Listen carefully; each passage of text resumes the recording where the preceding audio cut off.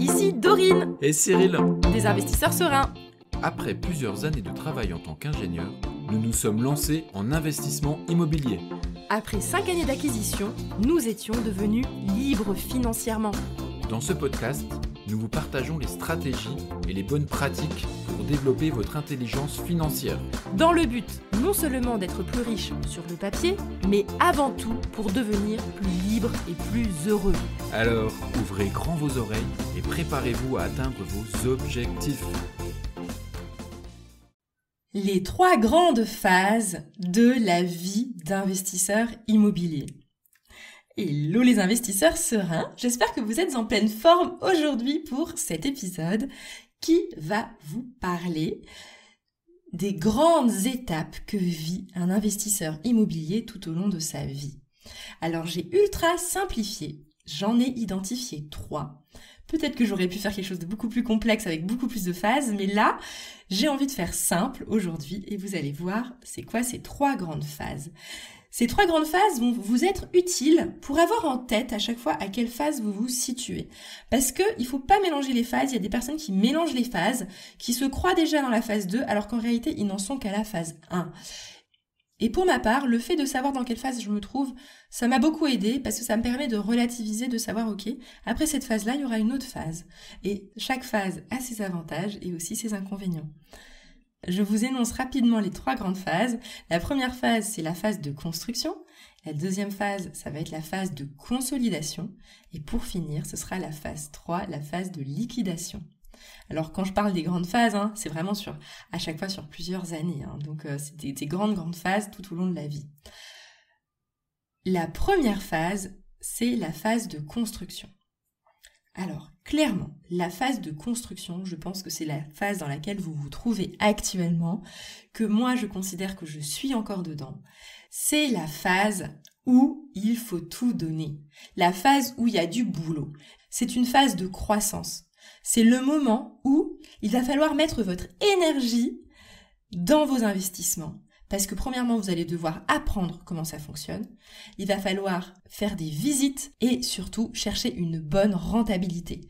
Parce que votre objectif là, quand vous êtes en phase de construction, c'est que vous démarrez. Votre objectif, c'est de construire votre patrimoine que au départ, vous n'avez pas encore.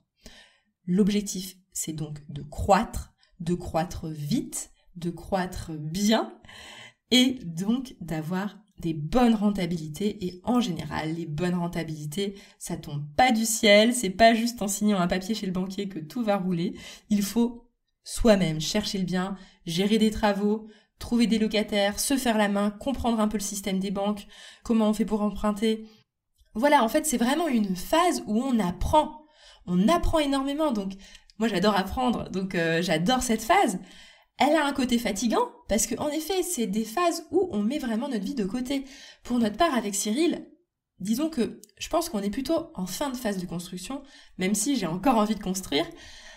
La phase de construction, je la vois vraiment comme la phase entre 2016 et 2020 où on a fait le gros de nos investissements et c'était dur. Rentrer le week-end, faire des visites, pour suivre les chantiers, pour chercher une bonne affaire. Le soir, au lieu de regarder des séries, non, on cherchait des offres, on faisait un point récap financier, on essayait de réfléchir aux différentes affaires qu'on pourrait faire, quel schéma fiscal serait idéal par rapport à notre situation, on a suivi des formations, vraiment, c'était une phase intense. On travaillait également dur au travail pour essayer d'augmenter nos salaires, pour augmenter notre capacité d'endettement. C'est également une phase où on met de l'argent de côté, on n'est pas du tout en train de flamber. Nous, dans cette phase-là, entre 2016 et 2020, on mettait beaucoup d'argent de côté, on essayait de faire de notre mieux pour minimiser nos dépenses, on partait très peu en vacances, et en plus, pendant les vacances qu'on avait, les congés payés qu'on se prenait, en fait, on allait travailler, par exemple, pour meubler des appartements qui étaient en train d'être terminés. Donc, faut vraiment voir cette phase de construction, c'est pas une phase que je dirais des plus agréables, mais c'est une phase où on sort de notre zone de confort. Et c'est là qu'on grandit, qu'on apprend et qu'on est en train de se transformer.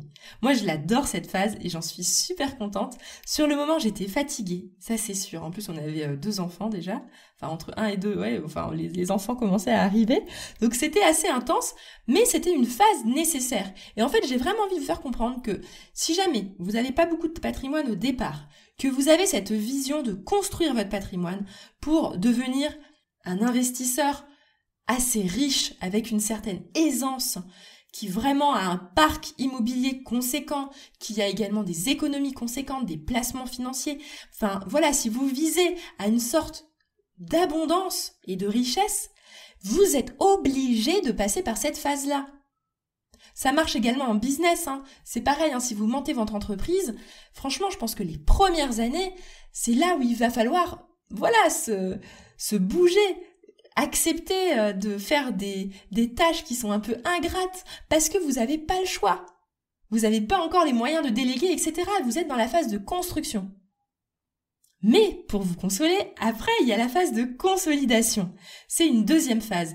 Moi, je pense que par rapport à l'immobilier, typiquement, on est entre ces 2 phases parce qu'on va commencer à se laisser tenter par dépenser un petit peu plus notre argent parce qu'on considère que notre patrimoine immobilier est déjà suffisamment conséquent pour pouvoir lâcher un peu du lest. On a envie, du coup, de faire une pause dans cette phase de construction. Alors, je ne sais pas si on va pas retourner dans la phase de construction dans quelques temps, si on a envie de réinvestir dans des choses très rentables, ou si peut-être on va passer plutôt dans une phase de consolidation.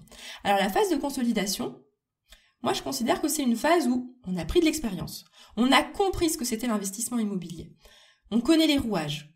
On ne peut plus se faire entuber par rapport à des calculs de rentabilité, de fiscalité. On peut plus se faire avoir en mode « Ah oui, bah du coup, regarde, achète du Pinel, tu vas voir, tu vas payer moins d'impôts. » Puis en fait, si tu fais le calcul, tu te rends compte que on s'en fout de payer des impôts, parce que si c'est pas rentable, je veux dire, même si tu payes pas d'impôts, ça sera toujours pas rentable, quoi. Donc en gros, voilà, vous êtes aguerri, vous êtes passé un peu du côté de l'investisseur aguerri qui a compris les rouages. Et moi, c'est seulement à ce moment-là que je recommande de passer en mode « je veux bien déléguer éventuellement mes investissements immobiliers ». Et tu le sais parfaitement, à partir du moment où tu délègues tes investissements immobiliers, ta rentabilité sera moins bonne. Mais comme ton patrimoine est déjà très conséquent, bah ça te va. Parce que tu n'es plus dans une phase de construction, tu te dis « ok, bah j'accepte. J'accepte un bien à 6-7%. Ça me va. Parce que de toute façon, je suis en train de consolider mon patrimoine. J'ai juste réacquis, par exemple, un peu de capacité d'endettement. Bah ok, je continue à investir, mais j'ai moins envie de me prendre la tête. J'en ai marre des biens à 10% qui me prennent de l'énergie. Je préfère faire des biens à 6-7%. Je sais que je grossirai moins vite, mais c'est pas grave parce que là où je suis déjà, ça me convient. Le seul truc que je veux vous dire par rapport à ce que je suis en train de dire, c'est que moi, je vois trop de personnes qui font l'impasse de la phase de construction et qui passent directement à la délégation et donc à la phase de consolidation, alors que je considère que leur patrimoine n'est pas suffisant pour se permettre, entre guillemets, d'être dans cette phase de consolidation. Parce que dans la phase de consolidation, on délègue plus, on a aussi moins de rentabilité, mais je considère qu'on peut se le permettre quand on est passé d'abord dans une phase de construction où on s'est vraiment formé. C'est là qu'on a appris, c'est dans la phase de construction. Et pour moi, elle est super importante. Je sais que notre approche par rapport aux investissements qu'on va faire dans notre phase de consolidation va être fondamentalement, totalement différente grâce à la phase de construction qu'on a vécue. Et pour finir, il y a la phase de liquidation. Alors moi, j'appelle ça la phase de liquidation tout simplement parce qu'en réalité, on liquide ces biens immobiliers, c'est-à-dire qu'on passe dans la phase où on vend. En général, la phase de liquidation, c'est quand les prêts ont déjà été remboursés, donc ça veut dire 20 ans, voire 25 ans, en fonction évidemment des prêts que vous avez obtenus. C'est seulement à ce moment-là qu'on peut envisager de commencer à vendre son patrimoine. Dans la phase de liquidation, on a également un souci de transmission à ses enfants. C'est-à-dire que si on a des enfants et qu'on en a plusieurs, on n'a pas envie de leur filer des espèces de biens immobiliers où ils vont s'arracher les cheveux pour essayer de les revendre ensemble. On n'a pas envie qu'il y ait de conflits dans notre succession.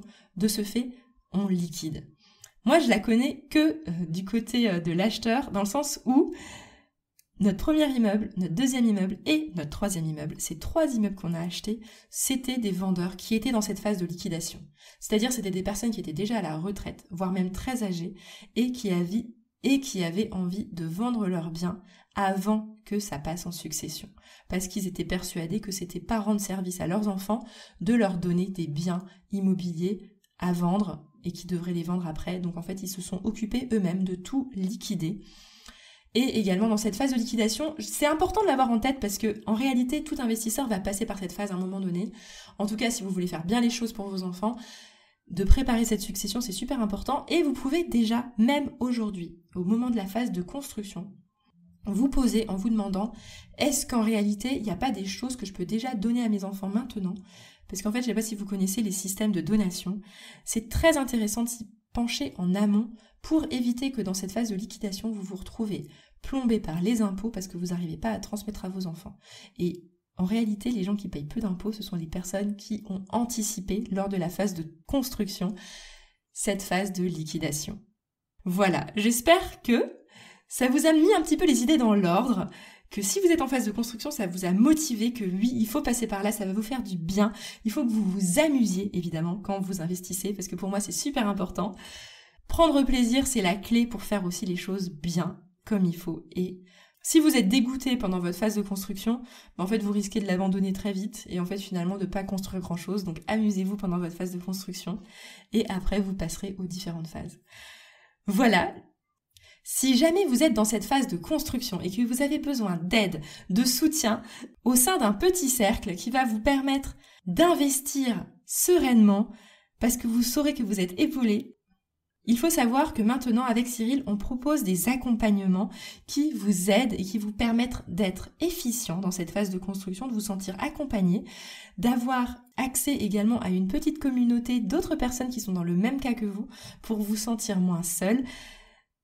Je vous invite à aller consulter notre site internet les-investisseurs-serein.fr sur lequel vous trouverez toutes nos offres en fonction de si jamais vous voulez être accompagné ou pas et de quelle façon vous voulez être accompagné. Je vous souhaite à tous une excellente journée et à bientôt. Ciao, ciao. Et voilà, l'épisode du jour est terminé. Mais avant de finir, pense à t'abonner au podcast pour ne rater aucun épisode. Parce que nous sommes ici toutes les semaines, sans faute, pour t'apprendre non seulement à devenir plus riche sur le papier, mais surtout pour augmenter ta liberté. Et par la même occasion, je vous encourage vivement à y ajouter une note de 5 étoiles, parce que ça nous fait plaisir de savoir que le contenu vous motive et vous booste. On se retrouve la semaine prochaine pour développer votre intelligence financière. Merci beaucoup à tous et à bientôt. Ciao, ciao.